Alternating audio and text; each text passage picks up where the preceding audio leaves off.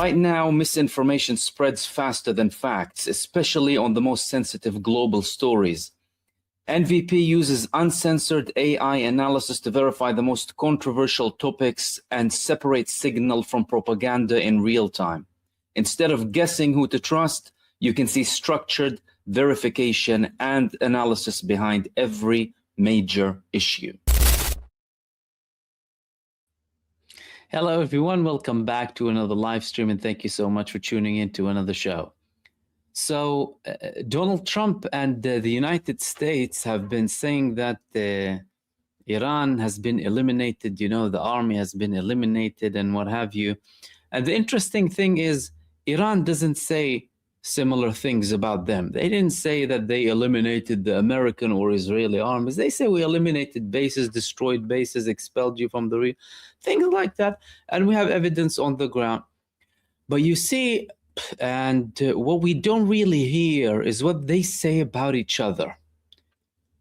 A recent leak that was published in Israel, actually, on one website, but you need to kind of dig to find these things, mentioned what was the IDF chief of staff actually saying about the state of affairs of the Israeli army. Now, they're trying to project an image of victory.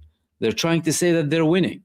They're trying to say that that's it, Iran is on the verge of collapse. But the statements that came from him are very and extremely dangerous. And they indicate a completely different story to what you're being told on mainstream media and in general. And he was speaking about the IDF being on the verge of collapse.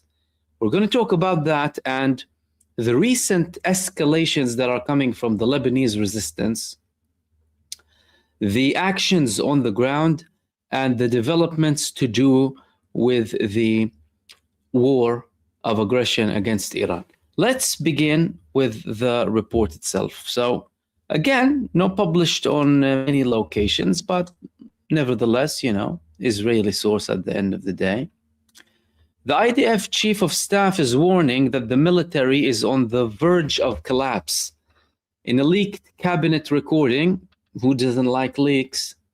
IDF Chief of Staff Eyal Zamir warns that the Israeli military is nearing collapse. Citing the exhaustion of reserve forces and the failure to pass the Haredi draft law, Zamir told ministers the IDF may soon be unfit for routine missions. Now, mind you, what he meant by routine missions is basic security missions. He's not talking about combat readiness or fit for war or any of these things. Basic measures that they consider routine.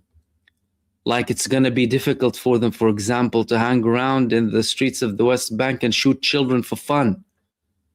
That type of routine for Israel. And the man and the terminology, it's very interesting. Collapse.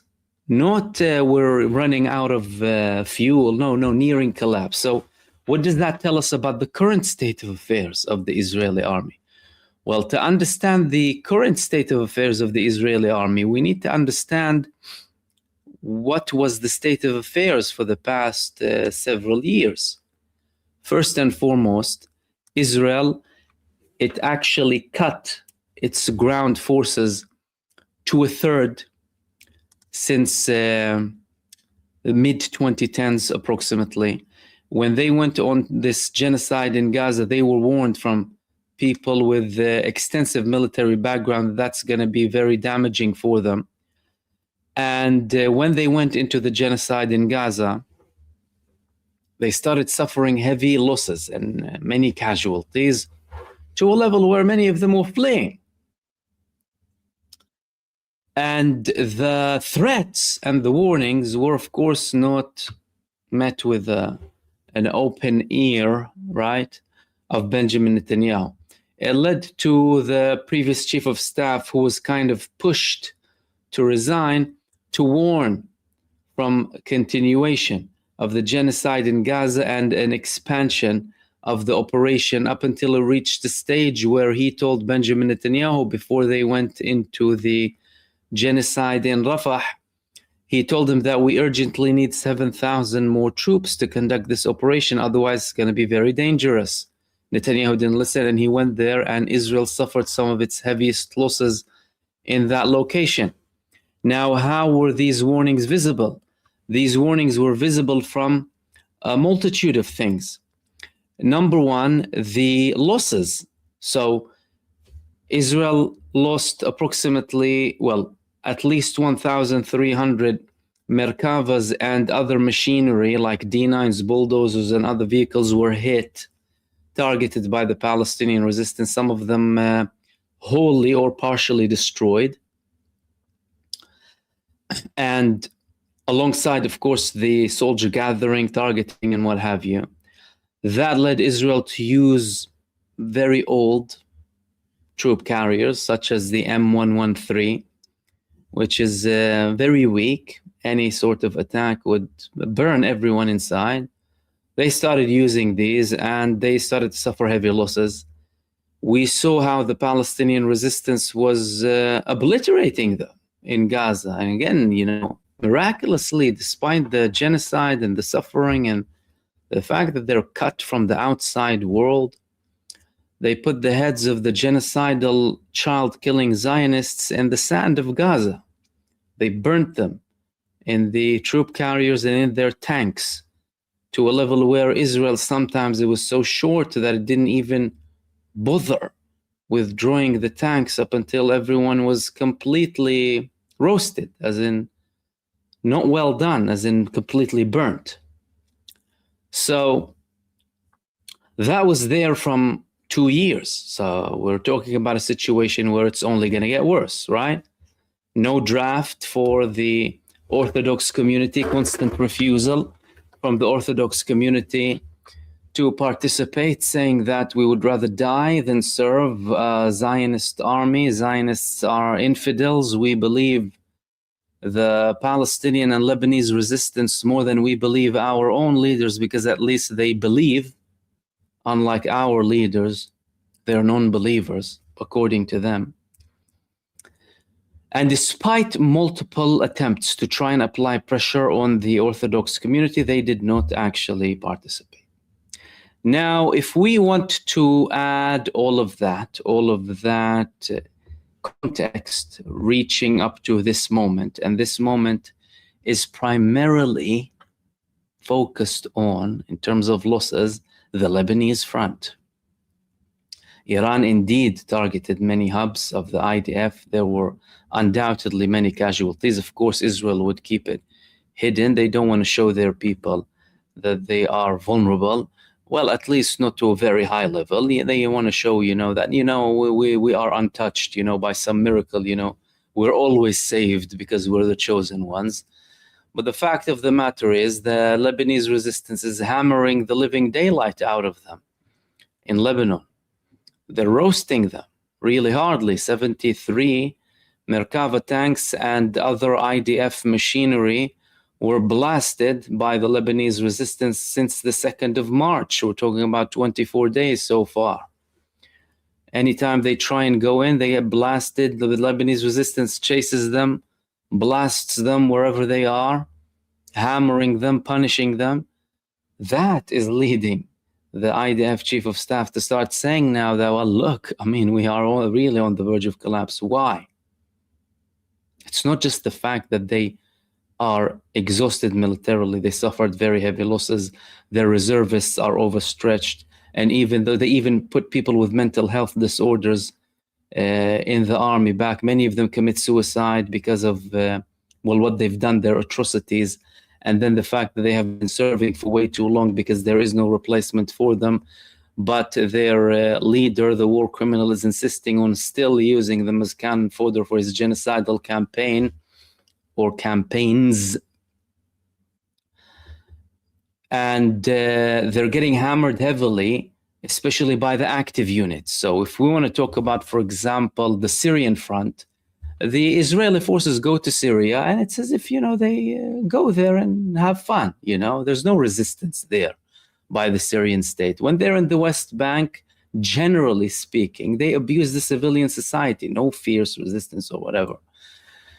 But in Lebanon now, they are facing huge resistance, probably the worst resistance they have ever seen in their lifetime. And the Lebanese resistance is making them feel the loss. They're hammering them really hard. And we're talking about the main combat units, the main divisions, the main brigades of the IDF that are active. So they know Lebanon. They would not send anyone to Lebanon unless they are, well, the most advanced or as much as possible. Yes, they do send people who are less trained, but usually they'll send the most trained to Lebanon. And mind you, not necessarily trained to the level required. And we spoke about that many times during the genocide in Gaza. What happened in Gaza and what Israel did in the southern parts and the southern villages of Lebanon with flattening most of the buildings there isn't considered urban warfare. That is destruction or urbanicide warfare.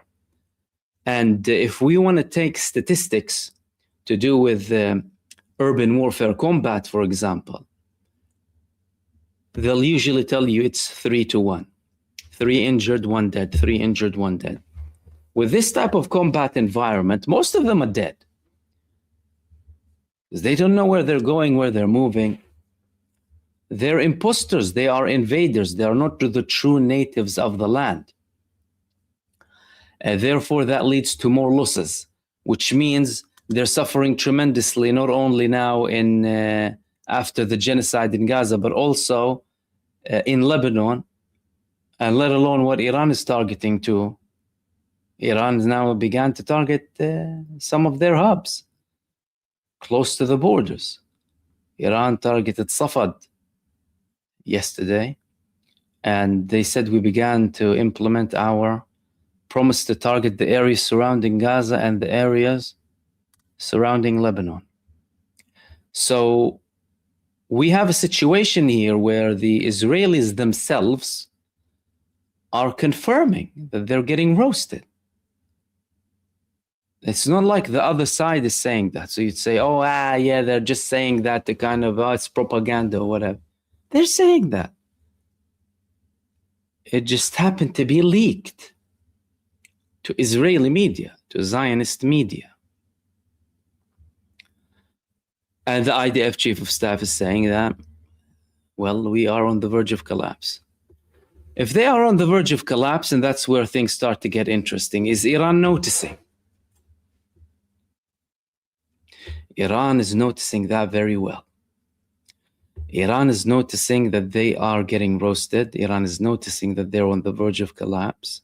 Iran is noticing that most of the radar detection systems of the United States have been obliterated. Iran is noticing that most of the bases in West Asia are now dysfunctional due to the Iranian attacks. And the Lebanese resistance, on the other hand, is noticing all of this. They're noticing that they are running out of ammo, which would potentially lead to a conclusion both in Iran and with the Lebanese resistance and with the other resistance fronts too, that, well, we actually shouldn't stop, even if there's a good deal on the table, because we led them to this situation, a situation where they're on the verge of collapse, and let them collapse then.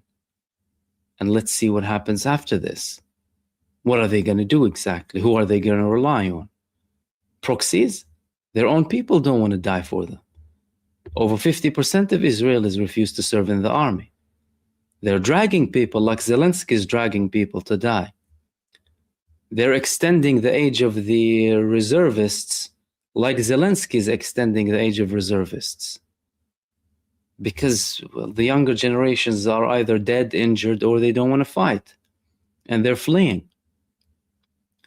And in Israel, there's a very good example. He's called Yair Netanyahu, the son of Benjamin Netanyahu, enjoying his time in Florida and in other parts of the world, traveling, security, costs, everything sorted, while the average Israeli dies for Netanyahu and for the genocidal delusions of Zionism that uses its own people as cannon fodder so they can go and die for the people behind these ideologies. The United States is doing the same thing. Donald Trump is sending Americans to die for a genocidal entity. And that's the situation that we have here. All of these things indicate that Iran might actually go all the way this time. And some of these notions that this war is not going to stop until Zionism is destroyed is becoming increasingly closer and more likely by the minute. That's the situation that we have here. So no type of offer that may come from the American administration, even if it adheres to all of the Iranian demands, by the way, would necessarily put Iran off this aim. And Iran would probably think that this time it's all out. I mean, they've had this approach. If you have been observing this from the beginning, this recent war of aggression against Iran and Iran's true promise for, Iran has been full throttle, as in with its fearlessness. It's not that they're emptying their ammo. No, they're prepared for decades of war. And they're producing, by the way, more than they're using. They have a longer breath than the Epstein regime and the genocide state. But they're not worried about anything. American bases in the Gulf, the genocide state, strategic bases in the genocide state. And despite all of that, they still hold more cards. And we're likely to see them using those cards in the coming days because the weekend is coming. And what usually happens in the weekend? Escalation. Trump today said that, they want a deal, but they better get to a deal, before we hit them hard. They said they want a deal, and, they better get a deal before we hit them really hard. Stop. No, I mean, to be honest with you, to me, it's like an ongoing parody. It's like instead of watching something on a program or anything, or a series, you'll watch Donald Trump and what he has to say every day. A prize, me and the Ayatollah, the oil, the Hormuz, and they're talking, they're begging us, they want a deal, and now please get a deal. But yesterday you said that they're ones who are talking and everything is good.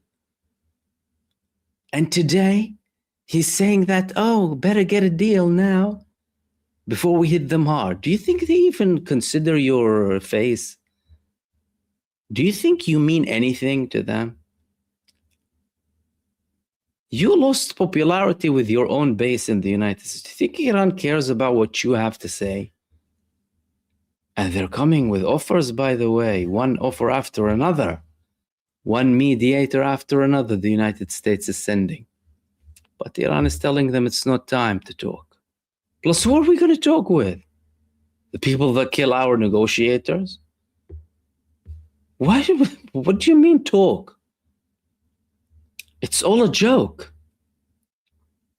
And anyone standing with the side of the Epstein regime and the Zionist state, if we're not talking about like elites or, mouthpieces, as in direct employees, as in people, I mean, you have to be out of your mind. And yeah, there aren't many of them, but are you seeing what's happening on the ground? Now, talking about Donald Trump, suspicious tweets came in the past couple of hours, and Donald Trump the White House was posting some suspicious things online. The first one was, let's have a look at some of them. So this was the first one. They posted it on Instagram and other platforms, and a blurred image of Donald Trump. Let me see if I can have a a bigger image for you just to kind of have a look at and see, I mean, what they mean by that. Okay, a blurred image of Donald Trump, and then another shady video. And the second video was, by the way, bizarre. Really bizarre. Let me just get it for you.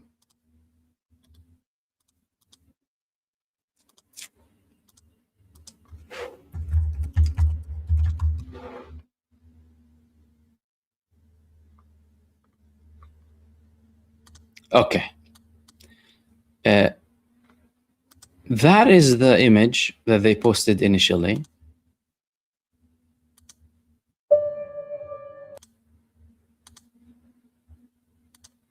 That's the image. Okay, what is that? A blurred image of Donald Trump. The White House publishes a blurred image of Donald Trump. And then they kept that, by the way, on multiple platforms. Then they published this video that was deleted later on, but some people thankfully saved it. Listen to this video.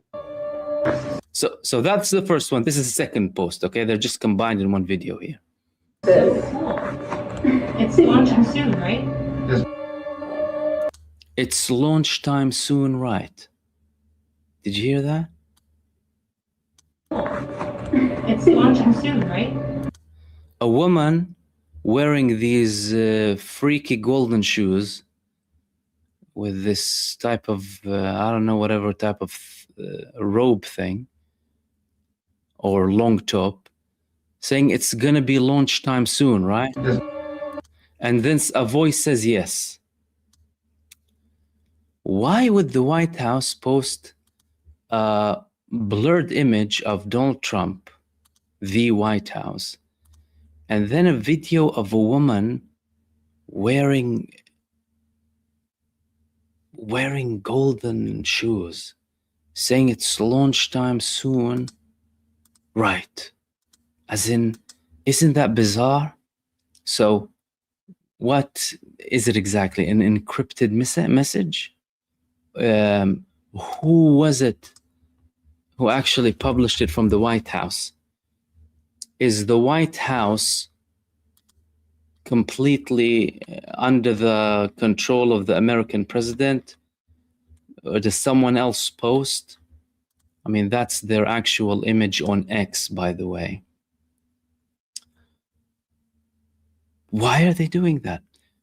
Now, some people tried to kind of analyze the images. You know, some people said, oh, he actually might have a red button here and he's going to press the red button, indicating like a threat to Iran. Some people said that, oh, there was a woman actually and it was blurred next to him, assuming it was him. Many people said that it is actually Donald Trump, and that's why the White House posted this this image like that. And then it became even more weird with the videos, right? The video of the woman with the heels, that was very strange. Like, this was the official image from their X account. Look at that. So what is this? All right, so what can it be? That is the main question. And why are they posting that? Is that a message to the world, or is that a message to the president? See, that's where things are going to get interesting. Is it Iran that is, you know, the target of this, or who is it exactly? Or is it the president himself? If it's Iran, well, Iran doesn't need threats. He's been constantly threatening, right? They constantly threaten. They actually killed their supreme leader. They targeted Iran. They're still at war with Iran. Why would Iran care about a blurred image of Donald Trump and a woman with heels, with golden shoes, saying it's launch time, right? It's launch time, right? Iran doesn't care about that. That doesn't. They wouldn't even blink an eye. Yeah, they probably saw it, but they don't care. The likelihood is that this is a message for Donald Trump himself.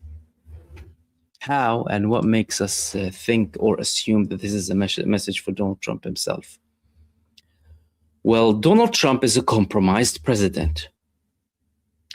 That is almost certain. I mean, at the end of the day, some of the things that he is compromised based upon haven't fully been revealed. But if we want to go back to 2016, you remember the talks of compromise with Russia.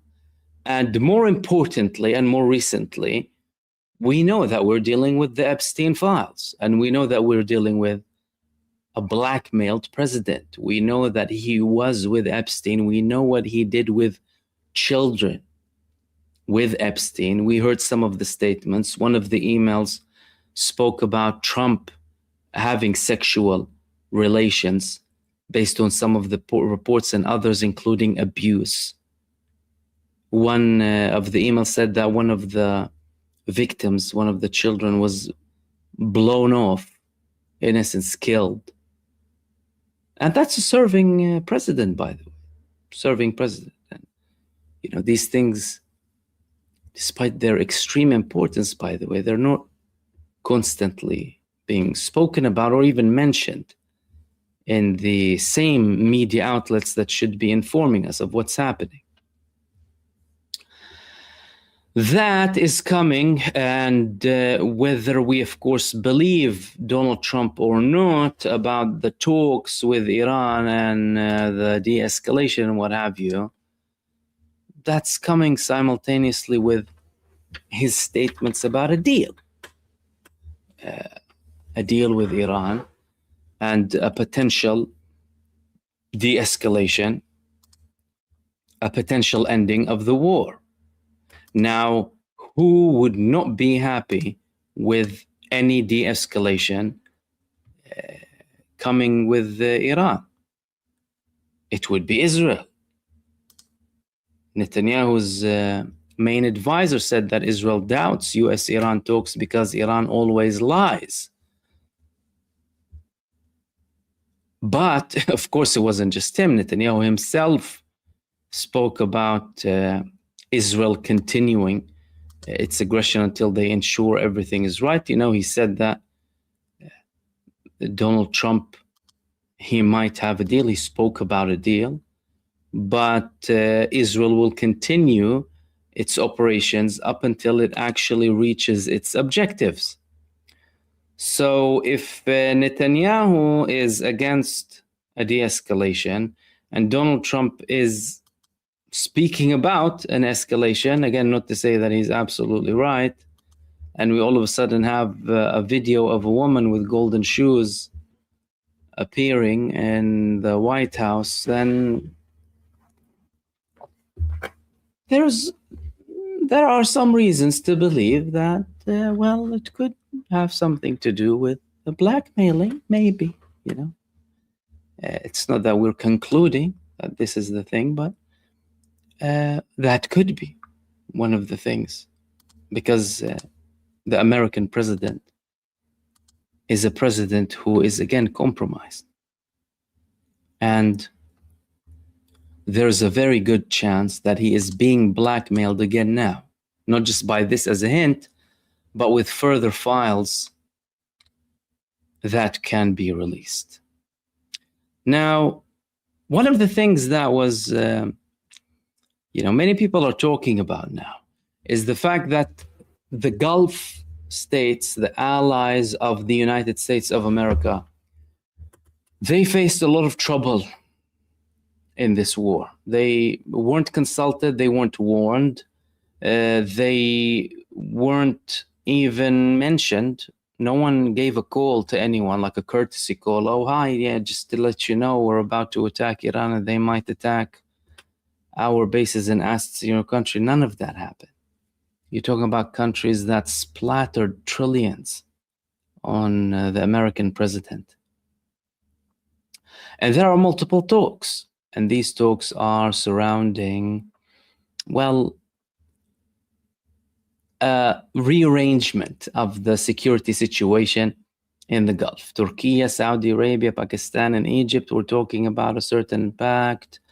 Qatar, the spokesperson of the foreign ministry, Majid al-Ansari, was saying that the defense system is broken. They need to find alternatives. As a matter of fact, following the escalations and the hostile tone with Iran, we're hearing a slight de-escalation coming from some countries, some officials like Qatar, for example, Turkey, to the Turkish president. Does that mean that the United States is going to be out of the region? Because that's going to be something dramatic. Now, that is a prerequisite. Iran already said, we don't want you here. You're not going to be here anymore. The bases that have been destroyed cannot be rebuilt, and the United States cannot have military presence in the region, which is something that's going to force the Arab states to try and find another form of protection. The American president mentioned something very important in that regard. Let's listen to what he had to say in a recent statement. There's some reports that Gulf allies are concerned about winding down the war too soon, potentially leaving Iran. Well, they'd probably like us to stay, but But the concern if we don't stay, look, it's a beautiful thing about airplanes that go 2,000 miles an hour. You can get back there very quickly. If we don't stay, we're going to be protecting them. We know, they've been very good. Hey, Qatar, Saudi Arabia, in particular. there's some reports that Gulf So hold on a second. Did the American president just say, if we don't stay? He did say that. He said it twice. If we don't stay. That's the good thing about airplanes, 2,000 kilometers. And if we don't stay, we're going to keep protecting them. Not sure how that's going to work, but we're hearing and seeing the pattern. Firstly, we don't need the oil, right? Let them control it. Let them handle it. Let them protect it. We have more oil than any other country. Now, the American president is saying that if we don't stay there, if we leave, twice he's saying that. Is there a pattern happening here with the American president where he's preparing the public opinion to accept the fact that the United States might be leaving West Asia for good? That is absolutely what we're seeing here. Because Iran is keen on expelling them for good. That is a prerequisite coming from Iran. There have been multiple statements in that regard coming from Iran. And there you have it. The American president is saying, if we don't stay there, as in if it's an option. And we all know how it works, by the way. Firstly, we understand that he's a pathological liar. We get that. But usually to implement very important, very historic, strategic decisions, on an international scale, you need to prepare the public opinion. And certainly some people who would still have interest in having those bases remaining there. And then again, that could also be linked to the country that might be blackmailing him as well, because, well, they're going to lose their strategic depth in the region. Israel, instead of having a 10 to 12 minute window of warning, is now having to wait for only 15 to 30 seconds. Just that, with the sirens. Israel only has literally half a minute. Other missiles, sometimes 15 seconds, sometimes they don't even ring. They don't go on. Why? Because Iran destroyed all of the radar systems and bases in the region. Therefore, Israel doesn't have early warning, which again indicates that these bases were built on the Arab lands so that they can serve Israel, not really those countries. And now the American president is not ruling out leaving the region. Someone explained to me how this is viewed, or how this can be viewed as a victory coming from the United States. We don't need the oil. if we stay. Sanctions on Iran have been lifted. Iran's trading with oil as much as it wants. Iran is not suffering. No price increases in general cost of living. They are not having an increase in their oil prices. Who's winning? And is he preparing the public opinion for an American withdrawal from the region? What will happen? What will happen if the United States leaves the region is going to be a strategic shift for everything. First and foremost, it's going to be a huge strategic shift in the power equation in West Asia. Iran is going to be emerging as the most powerful country, not only in the region, but in the world. It's going to be a formidable player on the global scene because it's the only country that stood in the manner that it stood in and is standing in against the evil empire. Everyone is going to be calculating and thinking twice. Then the Arab countries are going to have to make different types of moves and potentially security arrangements, despite some of the hostile statements coming from them now towards Iran, with Iran. Because as we mentioned approximately 3 weeks ago, the ideal protection of the Arab countries in the region is the Iranian protection. Because if Iran stops attacking, then they're protected. And the liability that they have is the American bases. The American bases of terror and genocide and attacks and aggression against other countries, killing innocent people, not operating under any sort of legal jurisdiction whatsoever, supporting Israel primarily, giving Israel early warning. And these bases are used to intercept, many of them, missiles that are going from Iran towards Israel, risking some of the residents of these countries too. That has been primarily evident in the case of Jordan, by the way. Which leads us to Israel. I mean, Israel, they've been talking about the greater Israel. They're not going to be talking about the smaller Israel after this. Why? Because in essence, the inaction coming from the countries surrounding the occupied or the occupying ethno-state, that's what served them most.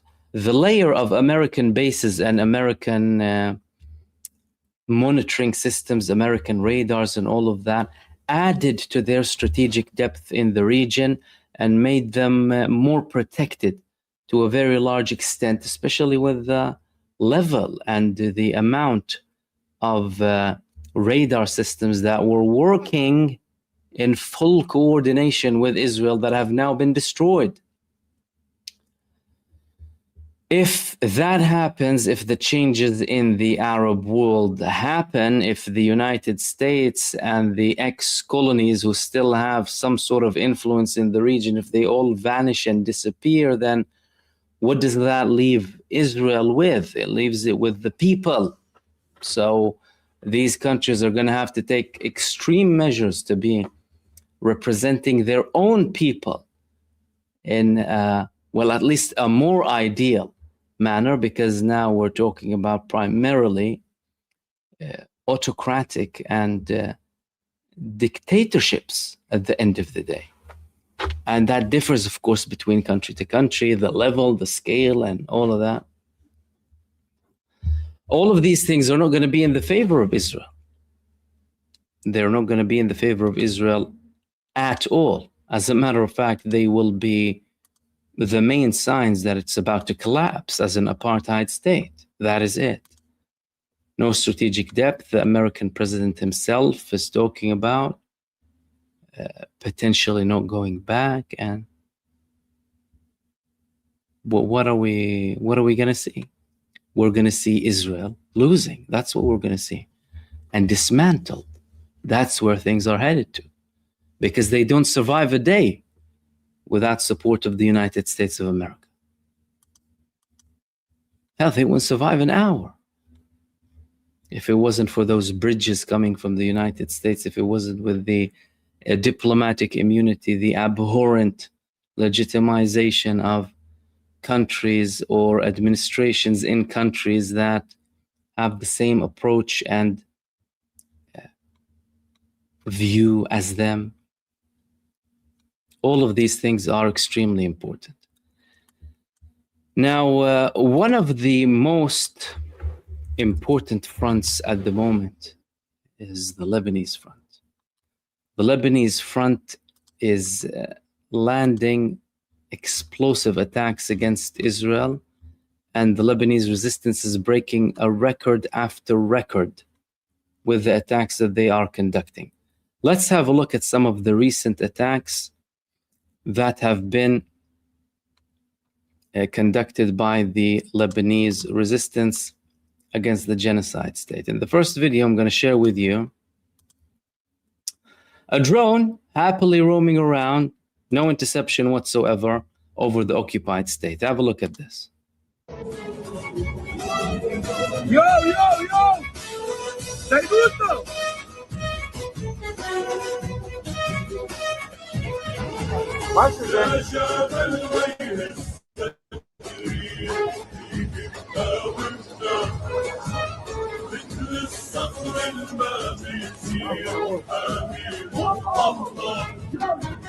يا شعب ما يهزك ريح فيك مقاوم.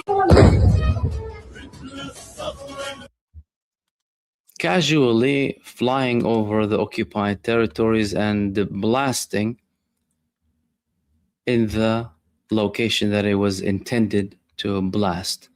Then they also published a recent video as well of one of their drones targeting a Merkava tank in the Taibi area in South Lebanon. Let's have a look.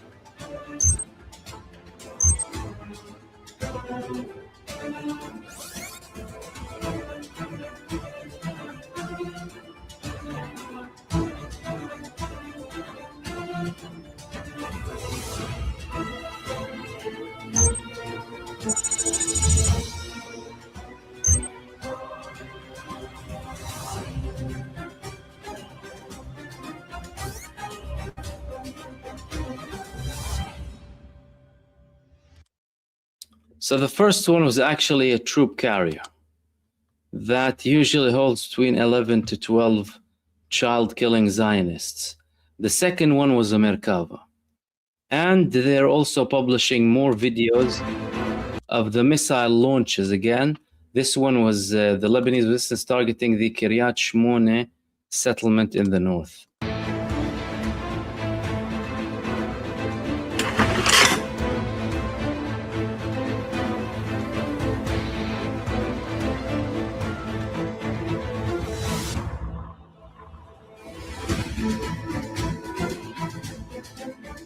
بسم الله الرحمن الرحيم. أبناؤك الأشداء جند الطائر الأعظم. انظرنا أبا هادي من عليائه نثنيهم ولا نبالي، استشهاديون ولن نتراجع. لبيك يا شهيدنا الأسماء، لبيك يا نصر الله.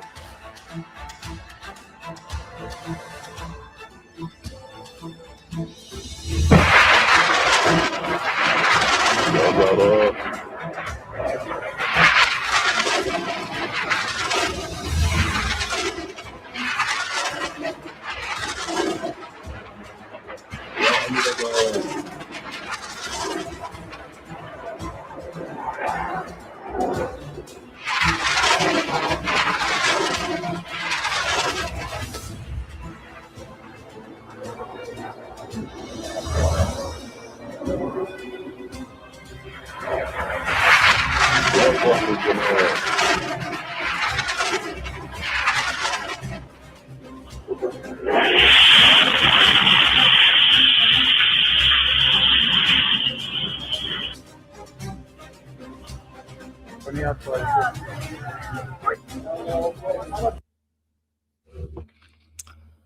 So that was the Lebanese resistance escalating even further, and all of the talks are vanishing now. I mean, all of the statements and claims from Israel are vanishing completely. This was a scene of the destruction in the Nahariya area in the northern part of occupied Palestine too. Many of the missiles landed in that area. Later on, the Lebanese resistance had an additional wave in the Haifa region, Haifa and Acre regions, where they targeted multiple strategic points too. This was also another video from the Nahariya settlement in the north as well. You can see a lot of fires, destruction, direct landings coming from the Lebanese resistance. So despite the fact, by the way, that the Israeli Iron Dome is primarily intended to operate against the Lebanese resistance, they're still managing to land a lot of their missiles. And we can see also the Lebanese resistance is using FPV drones too. Have a look at this video.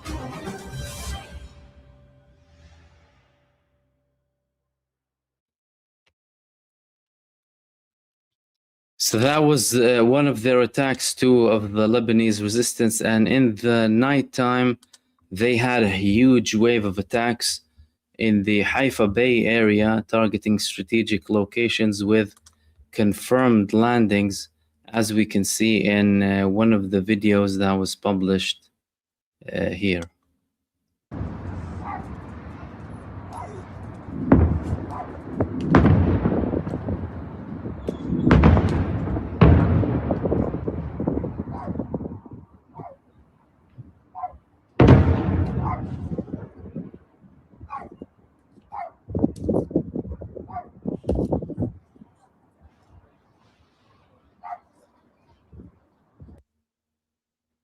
So multiple landings in a very large offensive towards the night, by the way, from the Lebanese resistance. And we also saw a multi-warhead from Iran being launched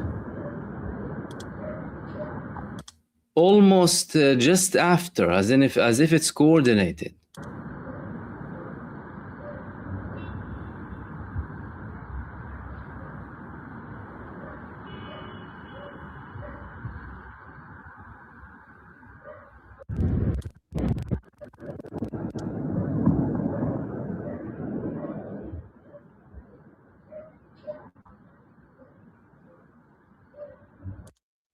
So both the Lebanese resistance and Iran are launching coordinated attacks now, and Hezbollah in essence is exhausting as much as possible from the Iron Dome to completely empty it, because Lebanon has like almost an endless amount of these missiles. Like they've been keeping them from the 80s. And then Iran would come on an attack. And Iran is also publishing videos of their missile tunnels again. Let's have a look. So they published this video recently of their missile tunnels just before launch, as in conveniently, you know, because the United States said that we destroyed 82%. Trump was very specific the other day. We targeted 82% of their missile launchers, and they don't have anything left. But I mean, now they just might have one or two missile launchers. But I mean, they're gonna attack. But we destroyed 82% of their missile launchers. Their Navy's gone. They're no longer a Navy, and their generals are gone. And I told Pete Hegseth that, you know, take it easy on them. Take it easy.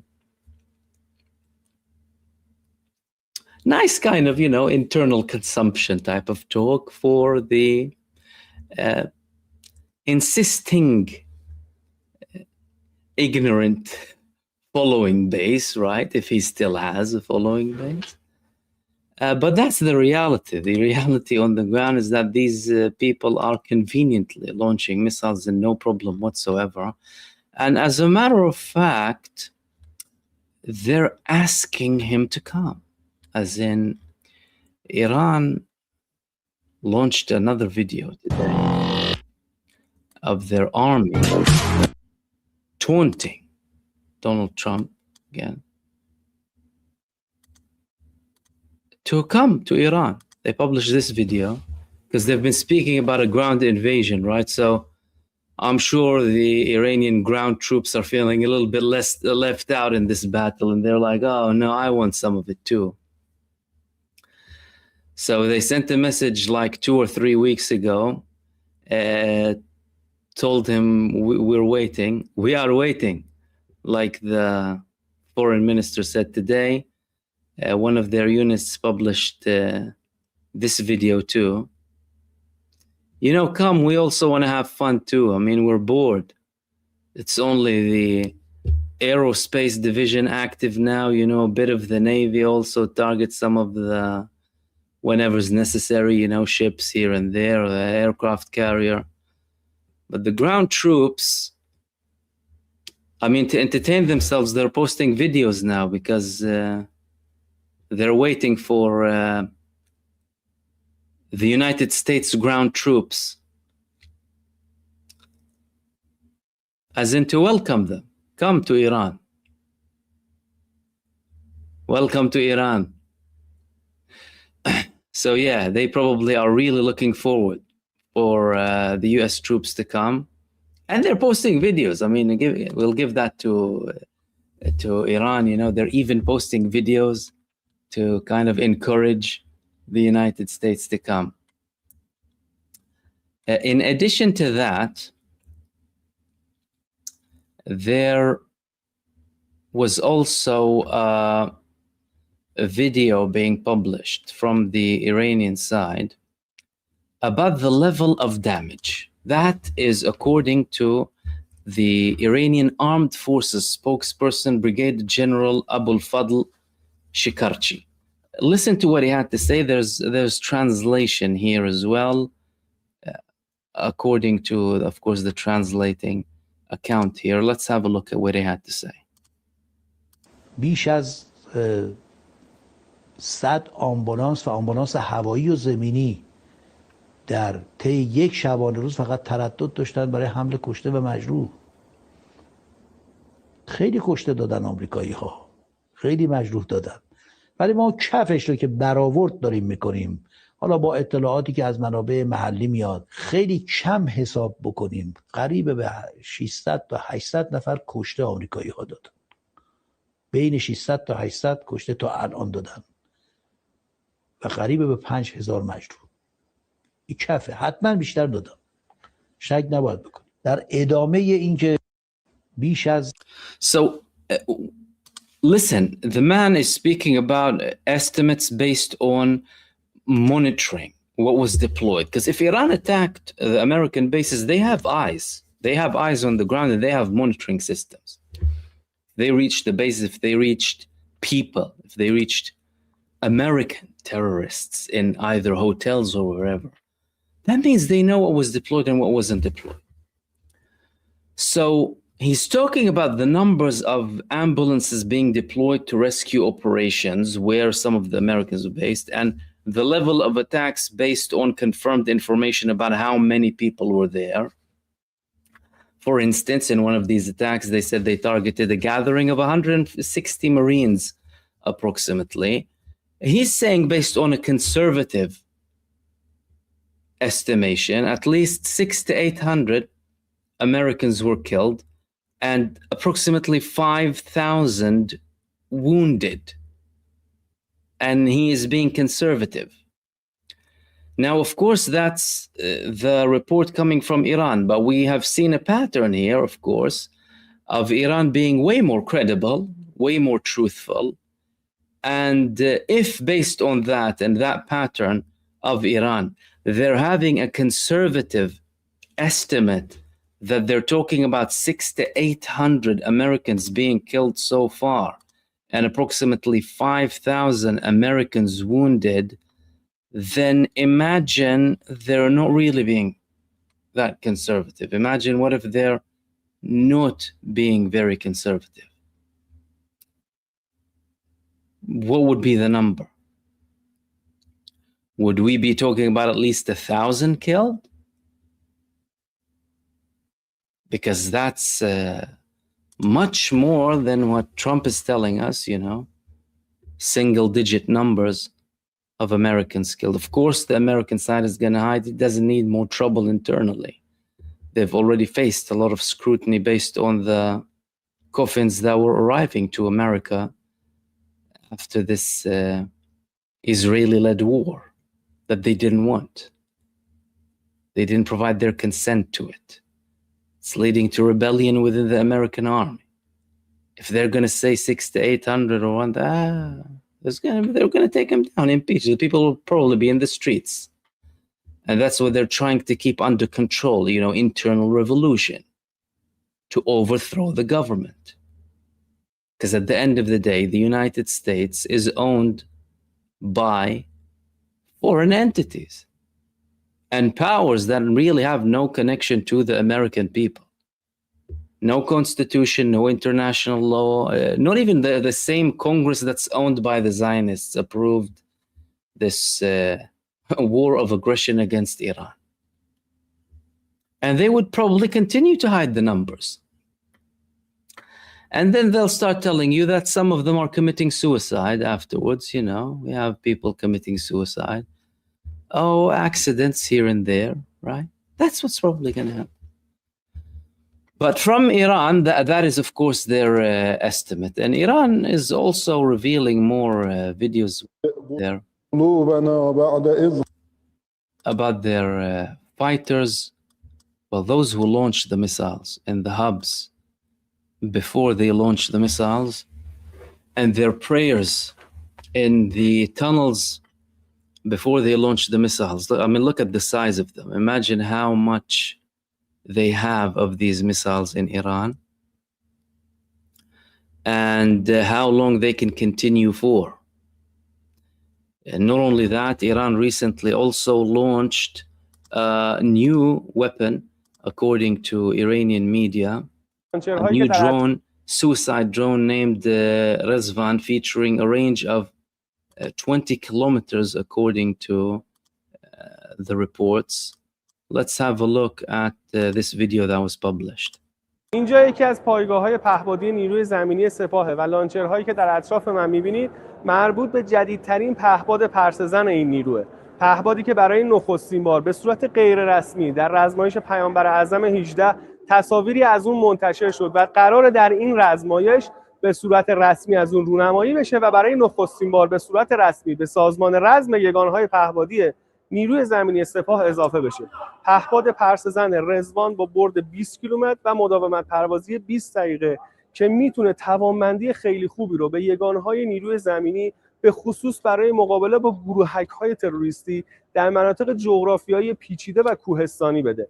این پهپاد قادره با دوربینی که در جلوی سر جنگی اون تعبیه شده پس از پرواز منطقه مورد نظر رو پایش کنه، تصاویر رو روی مانیتور به کاربر نشون بده و کاربر هر هدفی رو که مورد نظرش هست در برد عملیاتی این پهپاد انتخاب کنه و به سمت اون حمله کنه و اون رو منهدم کنه. یکی از مزیت‌های خیلی خوب این نوع پهپادهای پرسه‌زن به کارگیری راحت و سریع اونهاست که اون رو به وسیله محبوب برای نیروهای زمینی در سراسر دنیا تبدیل کرد. So yeah, Iran is really not stopping. I mean, as we speak, I'm telling you, this is going to go to lengths that we probably haven't seen before. As we're speaking now, Iran is again targeting. Well, there are also sirens being heard again in the areas close to the Dimona location in the southern part, in the areas surrounding Gaza. As the IRGC promised, we're going to start targeting areas surrounding Gaza and Lebanon if the Israeli aggressions continue, again creating a new equation here. So we're talking about a completely different scenario. And then again, this could be linked to the infrastructure of the nuclear facilities that Iran is targeting. This is just happening now as we speak. In addition to that, today it was declared that the Lebanese resistance had a record, another record. The Lebanese resistance broke another record of operations against Israel, which is now 90 operations today. Yesterday they had 87 operations, which was already a record. Now they have 90 operations. They're escalating even more. Hezbollah are performing in a manner that no one really expected to be that fierce, that precise, and that lethal for the genocide state. Iran is hammering them and exhausting everything to do with their air defenses. They're unable to intercept any of their missiles, and it looks like it's only going to escalate from here moving forward. We'll wrap it up here, guys, for this live stream. Again, as usual, I'll hopefully be with you with some more video clips as well. And tomorrow we'll be here with 1 or 2 live streams too. Stay tuned. In the meantime, everyone, stay blessed, take care, and I will see you soon in the next video. Peace, everyone. Salam. Right now, misinformation spreads faster than facts, especially on the most sensitive global stories. NVP uses uncensored AI analysis to verify the most controversial topics and separate signal from propaganda in real time. Instead of guessing who to trust, you can see structured verification and analysis behind every major issue.